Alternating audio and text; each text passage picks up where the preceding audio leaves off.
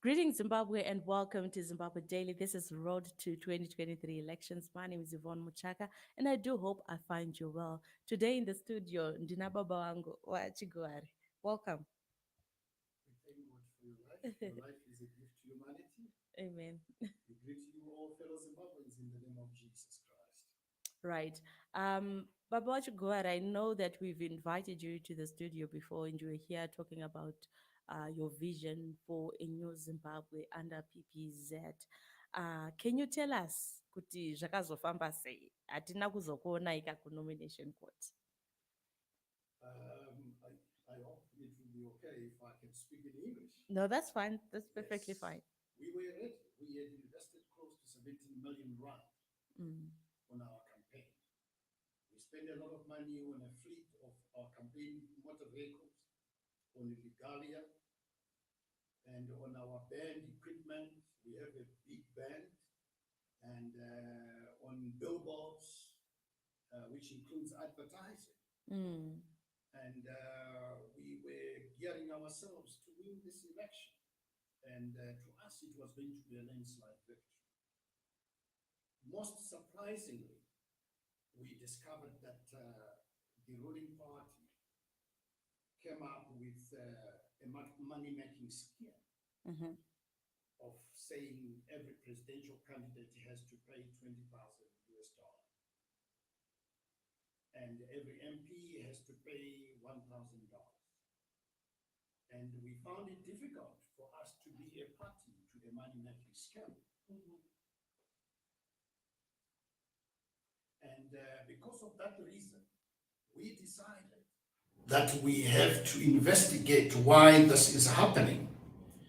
And at the end of the day, we all resolved that we cannot entrust such an amount of money with a failed system, or to put such an amount of money, such a huge amount of money, in the hands of people who have failed to manage institutions such as hospitals. Hospitals have no ambulances, hospitals have no equipment, hospitals have no medication. Right. Police stations, for many years, they have not been having motor vehicles. They've not been having stationery. Police officers are struggling. They have to buy shoes for themselves. And then we are seen giving money, such a huge amount of money, to a failed system. The list is endless.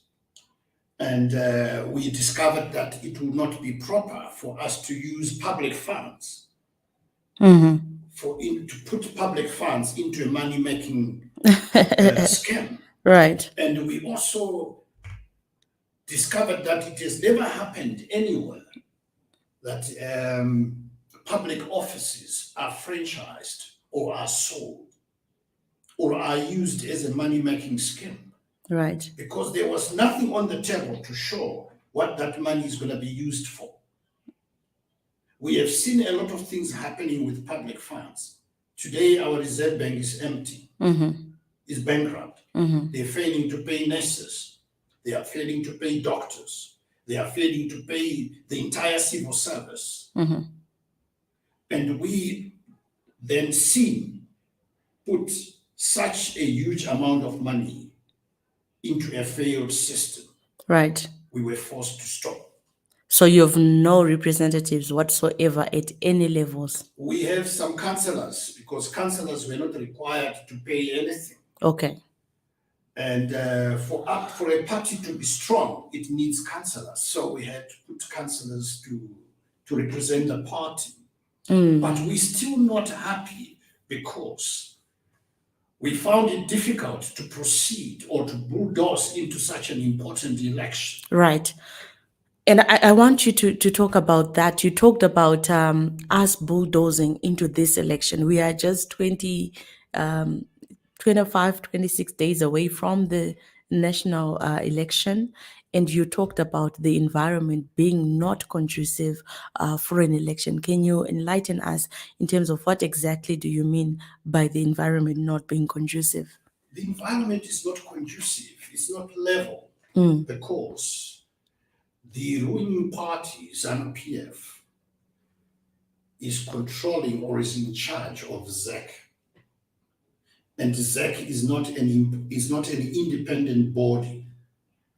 When we look at the appointment of the commissioners, one of the commissioners is a son of a political member of ZANU-PF. And there's no way him being a commissioner of ZEC can do anything that is not in favor of his father. Yeah, but then nothing was done when he was appointed. So how do we do something now? And then there is a daughter of also a vice president who is also a commissioner. Yes, but nobody objected to the appointment. Nothing was done when they were appointed.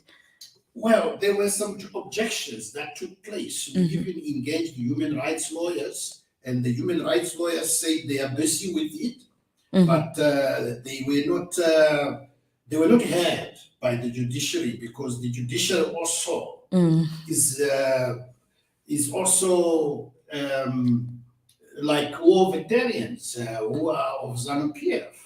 They are also being controlled. They are, in another arm of the ruling party.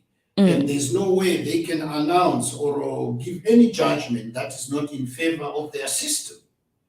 So the issue of the commissioners is a clear indication that ZEC is not an independent body. Right. And everyone agrees with you when it comes to the lack of that independence for ZEC.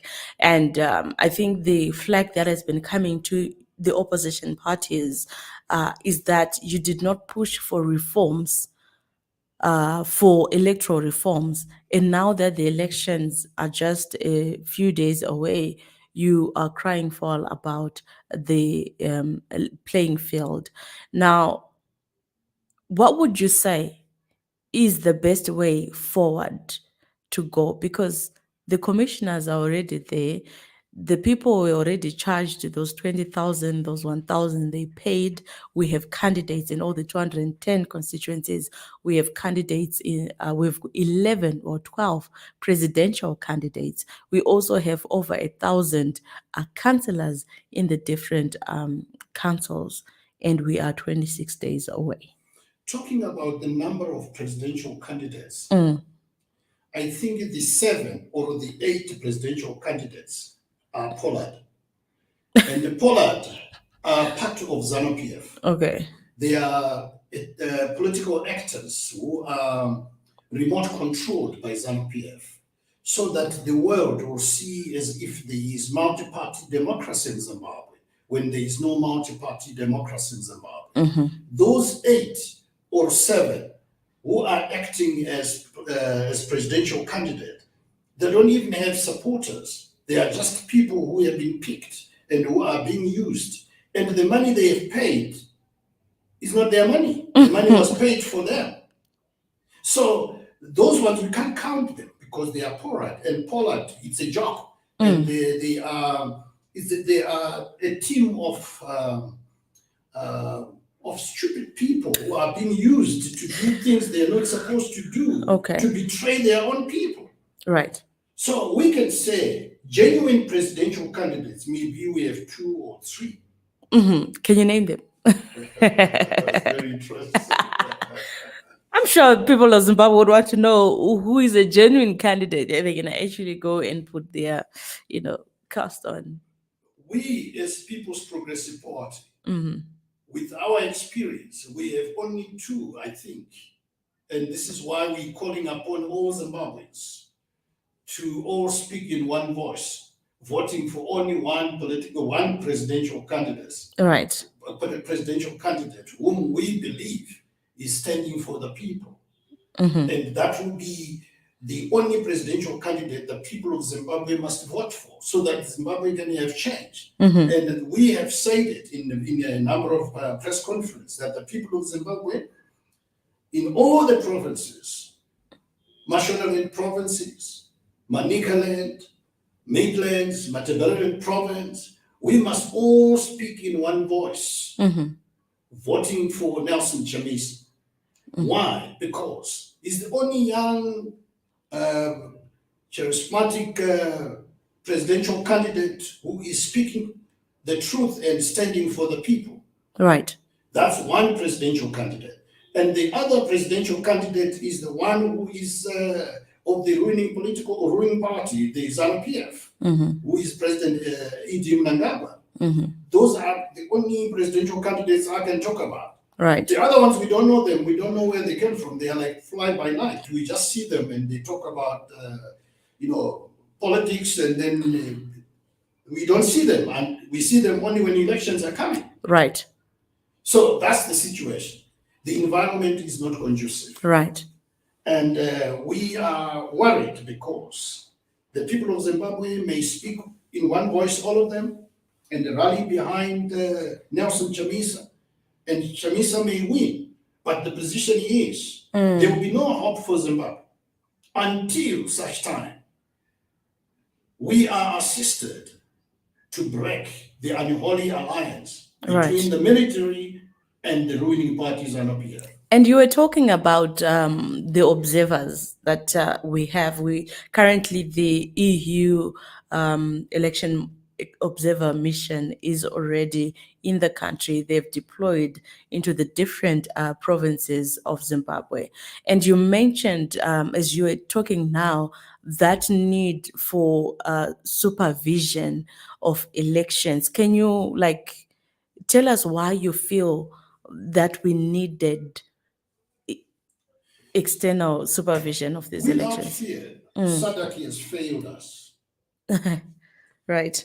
And the African Union has failed us. This election was supposed to be supervised by our neighboring countries to see that they do justice for our people, like what ECOWAS is doing.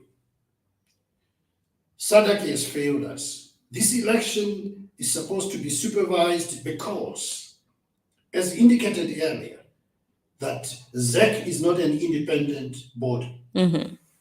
Without that supervision, then the visit of the observers will have no meaning. All right. Unless those countries which are deploying these observers stand as a voice for the people of Zimbabwe. Because at the end of the day, when the people of Zimbabwe have spoken and the opposition has won, those who are in power will not be able to hand over power, because they will be saying, we are the ones who brought this independence in this country, we fought for this country, there's no way we can hand over power to a political party that has no track record. Right. So we don't want to see that happening. In other words, what I'm saying is, these leaders, they are the ones who have sent these children to school to be doctors, to be politicians, so that they can take this country to another forward. level. Yeah. But what we are seeing now, they are fighting with their own children. In other words, what I'm saying is there are fathers who have lost their identity. What we want to see is SADC supervising this election. Right. Because we don't have an independent body in Zimbabwe that can supervise, that can manage such an important election. Yeah. If the nations that are deploying the observers in Zimbabwe are genuine to the people of Zimbabwe, they must do two things. The first thing they do is to speak to the African Union, to speak to SADC, to help supervise this election. And then they team up to break the unholy alliance between the military and the ruling parties ZANU-PF.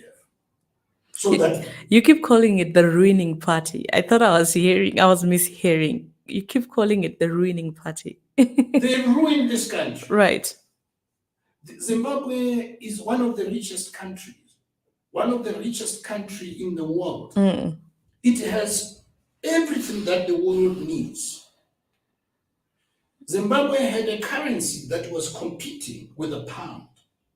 But today, as we speak, Zimbabwe is the only country that has the highest cost of living in the world, to an extent that some of the people, or the majority of our people, cannot afford 2 meals a day. Yeah. And when I call them a ruining party, I have the list is endless Right. because they've done so much damage Yeah. to this country. And because they are the party in government, and you talked about having supervision from SADC, from the AU, supervising this election, because we don't have, like you've said in quotes, we don't have an independent election board that can actually run a credible, free and fair election. Now we are at a point where we are a few days away from the election, Mr. President. And all of this is on the table. We have seen 12 Triple C candidates being struck off. Is that ringing? Can you just press a button? Yes, thank you. We have seen 12 Triple C candidates being disqualified from participating.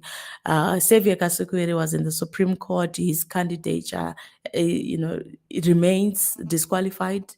So they say their people are taking it to the Constitutional Court, as they said.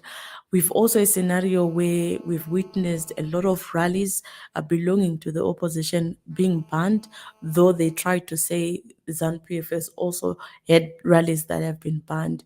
We've also seen the state media coming through and saying we are giving everyone the space to campaign, which all of us know is bull. When you then say in the next few days, we've seen all of this is happening. We already have a problem with the delimitation report. The issue was taken to court by other political parties, Douglas Munzora, for example. But that case was also thrown away. And we know that it's a shambolic delimitation exercise that was undertaken. We also have a problem with the voters' roll, where different people being identified under the same name and identity number. And we're seeing even, 10,000 people residing at one residence, which is really ridiculous. But these are the things that we are contending with. And some legal experts say we still have to go for the election. How are we supposed to do that? When we talk about the injustices that our people are being subjected to as far as this election is concerned, there's nothing we can expect from a system that has failed. Because when you look right, left, you see Everywhere. system failure. And there's nothing we can expect from a ruling party, because they've done so much damage. They've ruined every area. Today, as we speak, we've got thousands or millions of youths who are graduates who have been turned into street vendors. And these are the people who are supposed to take the country to another Forward, level. yeah. And this is why we are saying it was dangerous for us to bulldoze into such an important election when SADC is seeing how many Zimbabweans are in South Africa. The number is huge, Right. of Zimbabweans living in South Africa. The number of those who have permits is very small. The number of undocumented Zimbabweans is huge, because they are desperate. Some they are going through the bushes, Right. crossing into neighboring Yeah. countries. It's not only in South Africa, it's in Botswana, in Zambia, in Malawi. But the SADC leaders, they are not doing anything about it. Right. At the end of the day, we will be saying maybe they are benefiting on the corruption that is taking place in Zimbabwe. That's why they are not doing anything about it. Right. If for sure they are seeing that the people of South Africa are complaining that Zimbabweans are taking their jobs, Zimbabwe, the number of Zimbabweans in South Africa is too huge, is yeah. too huge. And the leaders of South Africa, they are doing nothing about it. To speak to the president here to say, we are not happy. We have to do something. We have to call you to order. They are failing to call each other to order. I actually love the fact that you asked this question because it's a question that almost everyone has. What is it that the region is benefiting from the chaos in Zimbabwe? Because as long as they are getting the gold for free, as long as they're getting our resources for close to nothing, it benefits them. But to what extent can they afford a chaotic Zimbabwe? Like, how long can they sustain that? Is it sustainable how we're living here? Our African continent has been hijacked by criminals because Africa has got everything that the world needs. Right. Our leaders are not in power to save the people. They are in power for self-enrichment. Right. So they've teamed up to do criminal activities instead of serving the people. Right. If the president of South Africa, the president of Botswana, the president of Zambia, the president of Malawi, and the entire African Union are there to serve the people, they are supposed to be a voice for the people of Zimbabwe. Right. We cannot expect the European Union, the Americans, to speak for Africans when we have leaders here who are in power to serve the people. Now, if they are keeping quiet and they are seeing what's happening in Zimbabwe, then that's overwhelming evidence to prove that they are a party to the corruption and looting that is happening in Zimbabwe. And we want to end this conversation, Mr. President, and then I would want to ask you to propose a way forward, like 20 something days away, because 23 August we are going to the polls. We are going to be choosing someone to run the affairs of Zimbabwe for the next 5 years. And this election is most likely to take place. We've seen in seasons where there have been complaints. We've never had an election that has not had since 1980. We saw even the late President Mugabe taking the Smith regime to the courts to say something is not in order. There's vote buying, there's a manipulation of the voting system. And here we are, 43 years later, we are still crying and complaining about the same thing. And if you'd ask me, I don't see any change happening anytime soon. This election is going to take place on the 23rd of August, whether we like it or not, whether we are prepared or not. I was asking if the process is taking place with Seveka Sekwere continue, what then happens with the ballot printing, because there's a roadmap that ZEC has put in place. Does it shift the roadmap if, for example, this election debates and court cases continue raging? What happens? But we're likely to go into that bulldozed election on the 23rd of August. What would you propose happen in the immediate, in the meantime? What should happen so that we can at least avoid 2008 scenario where results came out and they were announced later and violence broke out? How can we ensure that this process ends up with a free, I'm not too sure if we can say credible, free and fair, because already it's not, but to have a somewhat uncontested outcome, it doesn't even make sense. But what would you propose going forward before we get to the elections to be done? We have observers who are in the country. The observers representing their nations. And I am sure that very soon we'll be having observers from the African Union. Right. We would like to have a meeting with them as soon as possible. Who is we? The opposition. Right, okay. We're clear. We want to have a meeting with the observers of those nations. Right. And including the diplomatic missions, because we don't want to see chaos in this country. Amen. And we are very certain that the people of Zimbabwe are ready, they're anxious, they're going to speak. And we all believe that a true government is mirrored by conducting a free and fair election process where citizens choose their leaders without any intimidation. Right. We are seeing intimidation. We are seeing people being harassed. We are seeing people being beaten. We have seen so much so far, which is overwhelming evidence to prove that this election is not free and fair, Right. and that the environment is not conducive for such an important election, and that the ground is not level. We want the African Union representatives, the European observers, and all the interested parties who are the presidents of the African continent to come aboard so that we deal with the issue of Zimbabwe once and for all. Right. Because the corruption that is in this country, it has reached a stage where we don't know where our country is getting to. Right.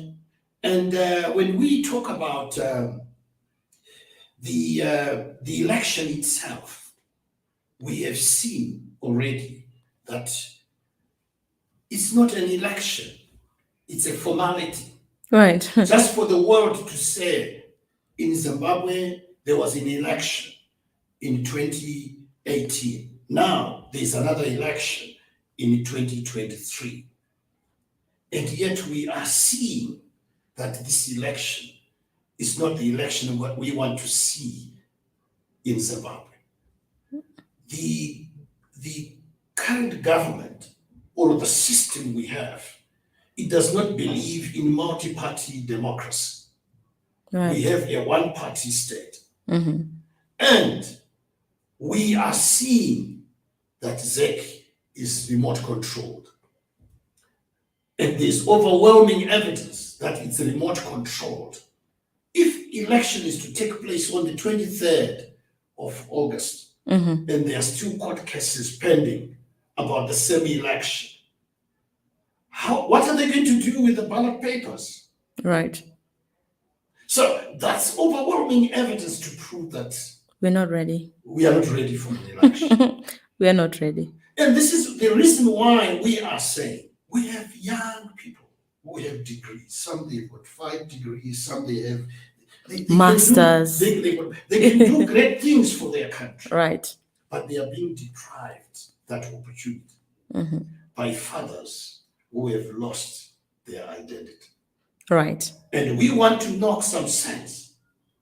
And we want to knock some sense or to ask the African Union or those who are competent to help us call them to order so that we can have a better Zimbabwe. We want to build a better Zimbabwe, a far better country where the ethnic dignity of our people is respected. So Reverend Timothy Chiguyere has been placed on a panel representing the African Union to help supervise elections in Zimbabwe. What would you do to ensure this election happens, but it happens in a manner that people can say it was free, fair, and produced a credible outcome? The current government of Zimbabwe hasn't got the credentials to manage or supervise this type of election. Granted, we've given you the task. We have to get, like what happened in 1979. In 1979, after the Lancaster House Conference, the election this side was supervised. We took the powers of the Prime Minister and his ministers were taken away from them. So we have to take away those powers from them. So which means the military will not be involved in the election. Right. The police will not be involved in the election. Right. So that the ground becomes level. Okay. The environment becomes conducive. If it has happened in 1979, it was the same ZANU-PF, which was saying the environment is not conducive for an election. The ground is not level. But now they are in power. They forget where they're coming from. They are fighting with the war veterans. ZANU-PF war veterans. Mm. Among themselves, the camp is divided. Now, how can we entrust them with with the management of such an important election Right. when there's no order in their camp? You are the one managing. So take us through that. We have to get an independent board, Mhm. a panel Right. of countries which will be selected Mhm. from the African Union, European Union, to supervise, Mhm. so that at the end of the day, the people of Zimbabwe will say we have been represented. Right. And What we about are- me? I've been placed in a ward which is far from where I stay. For example, I don't understand how this delimitation or process took place, but somehow my ward finds itself in Zengeza West when I am a resident of Seke. My ward used to fall under Chitungwiza North. Now it's falling under Zengeza East, actually. And I have no idea where Zengeza East is because it's that's not where we get our services from. So how do you reconcile me to my area in this election? This is why I am saying what we are seeing left, right, and center is Yeah. a system that has failed. Mm, They are engaged in criminal activities on the affairs of their people. right. And that's criminal, what they are doing. Because myself, when I'm entrusting a government or a system with the management of my affairs, I'm doing that knowing that they are competent, knowing that they'll do the right thing. Now, when they engage in criminal activities Mm, and doing such things, that's a clear sign that we're dealing with criminals. And that's the truth. And we have to call them to order mm, by calling for an emergency meeting with the observers who are already here, the representatives of the African Union, including ECOWAS, mm, to task them to represent the people of Zimbabwe. right. Because they can be chaos in Zimbabwe anytime, because the people of Zimbabwe are going to speak in one voice. They are ready and they are anxious. Right. They want to speak in one voice. And when they speak in one voice, they will be choosing for one presidential candidate. Right. And when they choose that presidential candidate, it's going to infuriate those who are defeated. And when they are defeated, they will now start to use the army. Mm, They will now start to use the police. At the end of the day, we will see people being shot because they are saying no one can take over power because they believe they have title deed for this country. Oh, When we God go forbid, to the yeah. democracy of this country, Mm, we have a constitution. God And knows that where. constitution has been rendered useless. Today, that constitution is dead. It has been put in a freezer. Right. No one knows whether we have a constitution anymore in this country. Mm, So these are the challenges we are facing. right. We really need intervention. Right. And that intervention must come from the African Union leaders. They must prove that they are not benefiting from the soon carcass of this country. Right. Some are already calling them hyenas which are benefiting from the soon carcass of Zimbabwe Mm, because they are silent. And their yes. silence causes us to be suspicious Right. because they are being affected with what is happening in Zimbabwe. Yet they choose silence. Yes, and they are silent. And they are not doing anything about it. Right. Reverend, I want to thank you so much for coming through to our studios and having this conversation with us, because I think generally people have all of these concerns, but somehow they don't have the outlet to do that. whether you like it or not, kana uri torine musika, you're going to attend the rally. So you're going to be driven to a rally, whether you like it or not, whether you agree with the policies or not. Those things are happening, and Zimbabweans just want an election season to be over, because that's the season when the people are most abused. But thank you so much for highlighting that there is that need for supervision of our election. I'm not sure if we have got the kind of leaders who would listen to such wisdom and say, let's implement that. As you have said, it's a power contest, and no one will put will put any legislation or policies that will drive them out of power. I want you to just give your parting shots to Zimbabweans who are listening right now. What message would you give to them? What would you urge them to do as 23 August is inching closer? Fellow Zimbabweans, your way out has come. This is the time you must all speak in one voice. The power the power is in your hands. You have that power. Zimbabwe belongs to you. You own it. Vote for one presidential candidate. The presidential candidate you know will change your lives. Me also, I am voting for one presidential candidate whom I know is standing for the people.